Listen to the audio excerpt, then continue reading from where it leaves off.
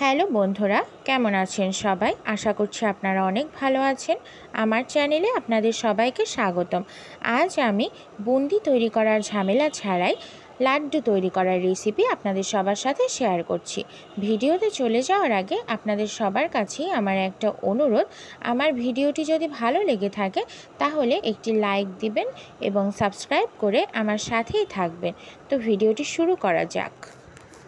এই জন্য আমি একটা বাটিতে 1.5 কাপ পরিমাণে বেসন নিয়ে নিচ্ছি। 1 কাপ প্লাস হাফ কাপ, আপনারা চাইলে আরও কম বেশি করেই নিতে পারেন।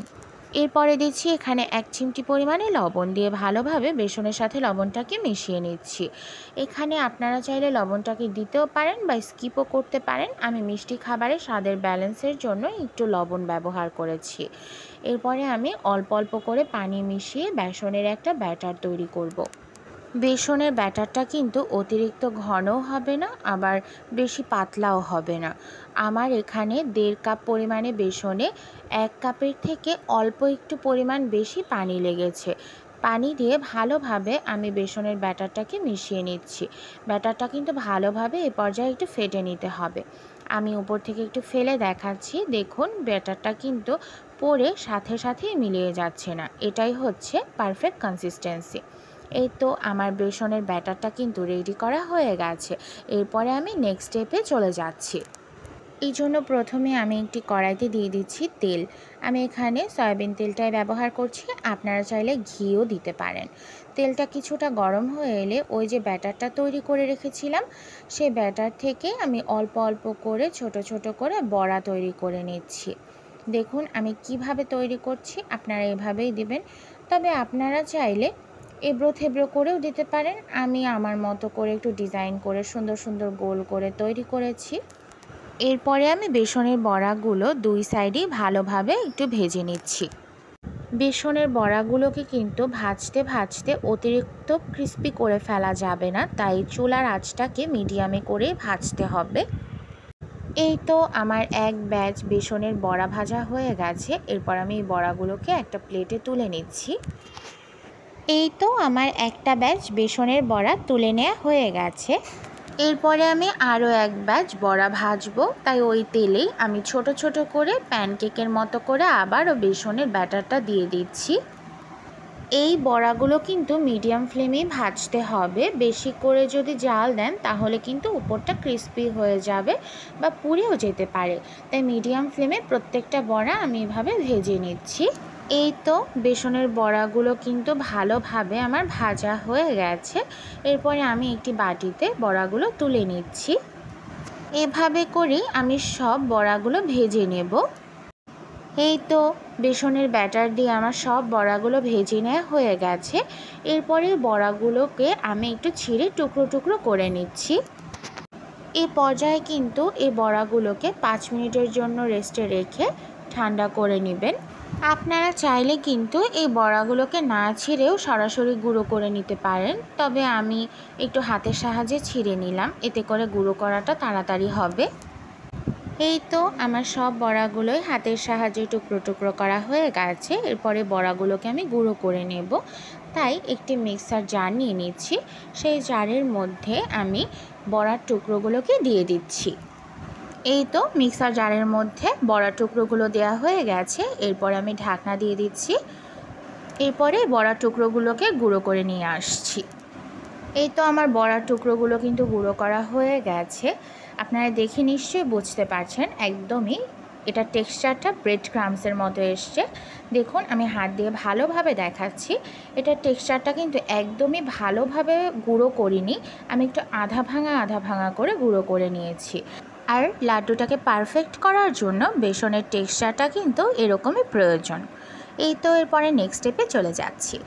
এই জন্য প্রথমেই আমি একটি কড়াইতে নিয়ে নিচ্ছি 1 কাপ পরিমাণে চিনি এবং 2 কাপ পরিমাণে পানি। এখানে কিন্তু চিনিটা 1 কাপ পরিমাণে নিলে পানি ডবল নিতে হবে। এরপরে আমি এখানে দিয়ে দিচ্ছি 1 চিমটি পরিমাণে জর্দার কালার। জর্দার কালারটা অপশনাল, চাইলে দিতে পারেন আবার নাও দিতে পারেন। ফ্লেভারের জন্য 2টো এলাচ ফাটিয়ে দিয়ে দিচ্ছি। এরপর শিরাটাকে ভালোভাবে আমি একটু জাল করে নিব। চিনিটা যতক্ষণে না গলে যায় অতক্ষণ কিন্তু শিরাটাকে অনবরত নাড়িয়ে চাড়িয়ে জাল করে নিতে হবে। জাল করে নেওয়ার এক পর্যায়ে শিরাটা একটু চেক করে দেখুন হাতে কিন্তু একটু চিটচিটে ভাব এসছে। এরকম হলেই বুঝতে হবে শিরাটা হয়ে গেছে।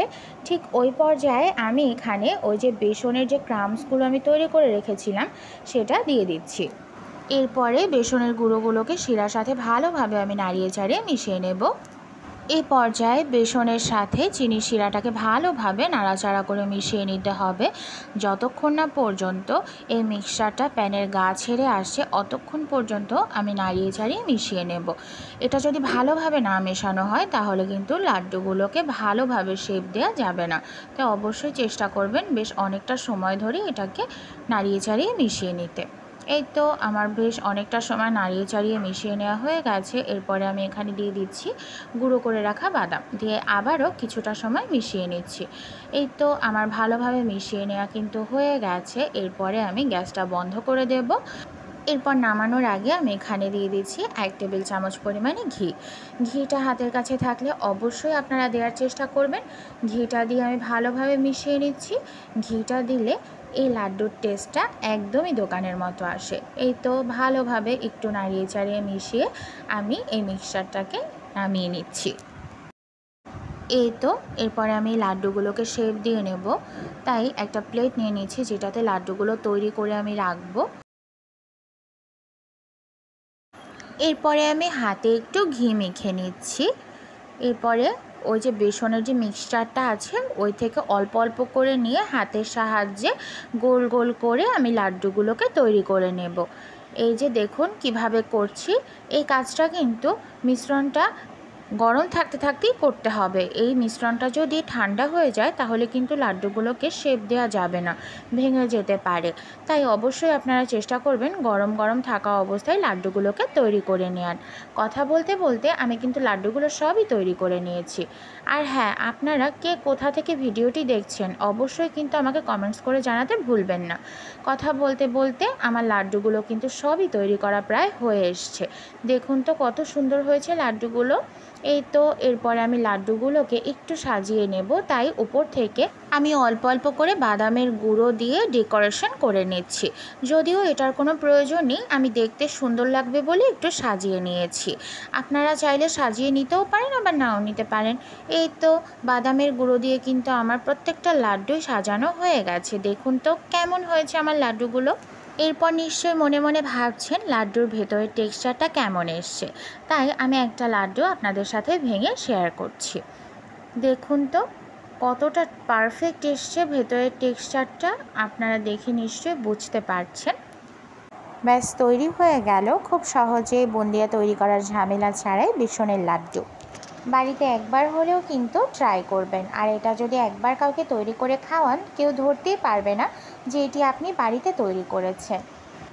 আমার লাড্ডুগুলো কেমন হয়েছে আপনারা কিন্তু অবশ্যই কমেন্টস করে জানাবেন। এবং ভিডিওটি যদি ভালো লেগে থাকে, মনে হয় যদি কিছু শিখতে পেরেছেন, তাহলে অবশ্যই সাবস্ক্রাইব করে বেল বাটনটি ক্লিক করে রাখবেন। এটা আমার আপনাদের ওপর বিশ্বাস। যাই হোক, এতক্ষণ পর্যন্ত ভিডিওটি দেখার জন্য আপনাদের সবাইকে অসংখ্য ধন্যবাদ। সবাই ভালো থাকবেন।